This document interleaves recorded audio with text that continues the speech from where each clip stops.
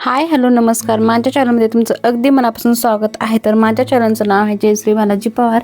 तर आम्ही गावाकडे गेलो होतो आणि वेळ आमोश होती त्यासाठी. तर सकाळी लवकर गेलो होतो आणि आता सगळं काही झालं होतं. इथं फक्त मी नुसता नाश्ताच बनवला होता. बाकीचं काही सगळं जे होतं आईनेच बनवलं होतं, कारण उशीर झाला होता.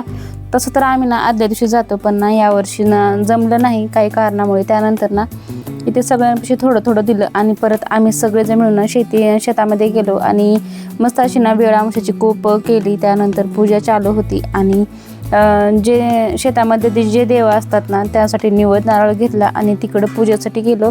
आसरा, 5 पांडव, परत समाधी, जे काही असतं बोरला वगैरे सगळीकडे निवेद वगैरे दाखवायचं असतं. तर या दिवशी सगळीकडे निवेद दाखवून नारळ फोडायचं असतं. सगळं केलं. त्यानंतर पाया पडलं. त्यानंतर सगळेजण बसून मस्तपैकी असं जेवण केलं आणि जेवणामध्ये बघा भरपूर काही होतं. तर खीर होती, आंबट भजी, तिखट भजी, दूध, परत तूप आणि कुंदीची पोळी, उंडे आणि आंबील. स्पेशल म्हटलं तर आंबील आणि उंडे हे असतं.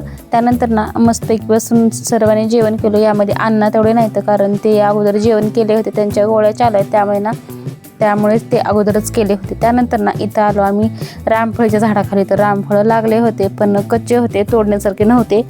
त्यानंतर गेलो पेरूच्या झाडाकडे. पेरू पण होते, काही कच्चे होते, काही नॉर्मल होते, काही 4-5 घेतले तोडून. तर खूप छान पेरू आहेत.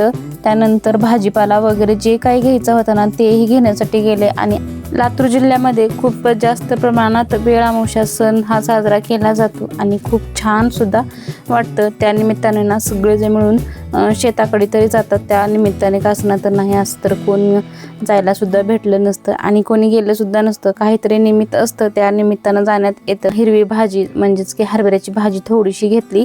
त्यानंतर कांद्याची पात घेतली, शेपाची भाजी घेतली, बरंचसं काही घेतलं होतं. भाजीपाला सगळं काही घेऊन घरी निघायचं होतं. म्हणजेच घरी जाऊन तिथं आवरून नंतर मग लातूरला निघायचं होतं.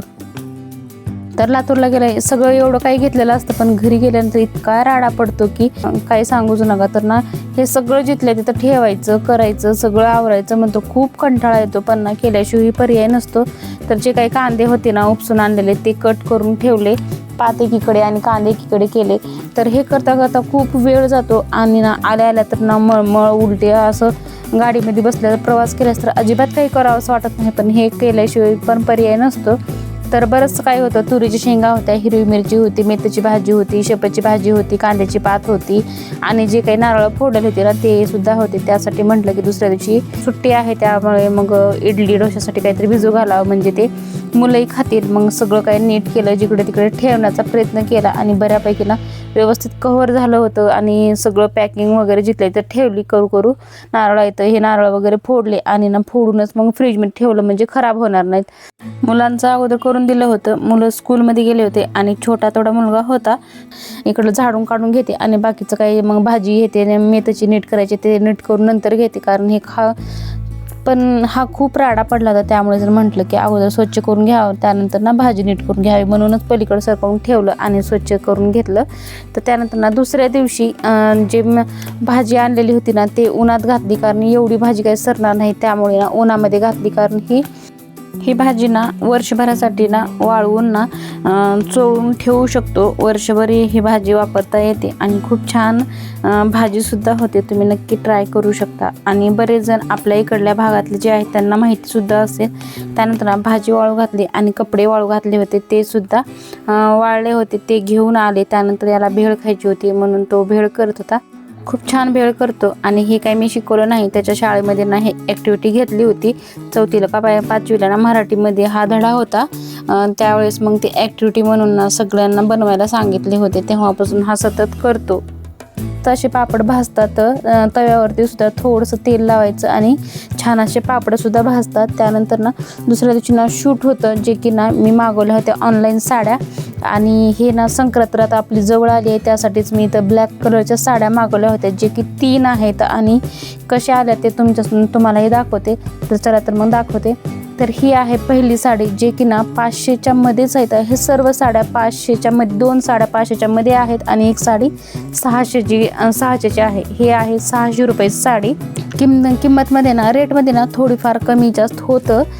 जास्त नाही पण थोडंफार कमी असेल पण होतं. पण हे आहे खूप छान साडी आहे, बनारसी सिल्क साडी आहे आणि पूर्ण भरीव म्हणजे पदर आहे. त्यानंतर पूर्ण भरीव याच्या बुट्ट्या मोठ्या मोठ्या बुट्ट्या आहेत, त्यामुळे ना साडी खूप सुंदर दिसते. तुम्हाला नंतर वेअर करून सुद्धा मी दाखवणार आहे.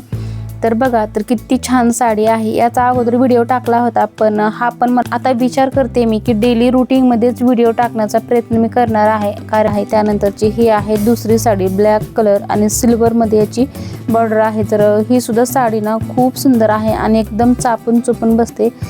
500च्या मध्येच आहे आणि हा नथ जे आहे ना त्यावरती ना इतकं उठाळून दिसतं ना, खूप म्हणजे खूप उठाळून दिसते आणि ना साडी वेअर केल्यानंतर सुद्धा खूप सुंदर अशी साडी दिसते. आणि ह्याचा कॉन्ट्रास्टमध्ये ब्लाऊज आहे, जे की सिल्वरमध्ये ब्लाऊज येणार आहे.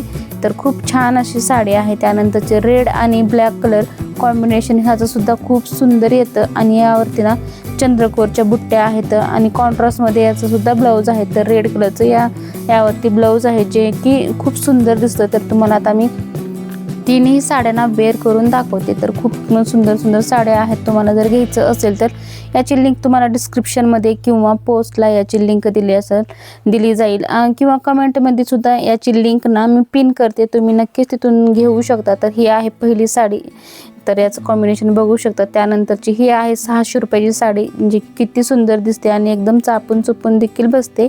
तर एकदम कमी रेटमध्ये आणि खूप सुंदर सुंदर साड्या भेटतात. असं वाटतं की मिशोवरती चांगल्या साड्या भेटत नाहीत, तर खूप कमीमध्ये ना खूप सुंदर सुंदर साड्या भेटतात. तर असे व्हिडिओ तुम्हाला पाहायला आवडतील का?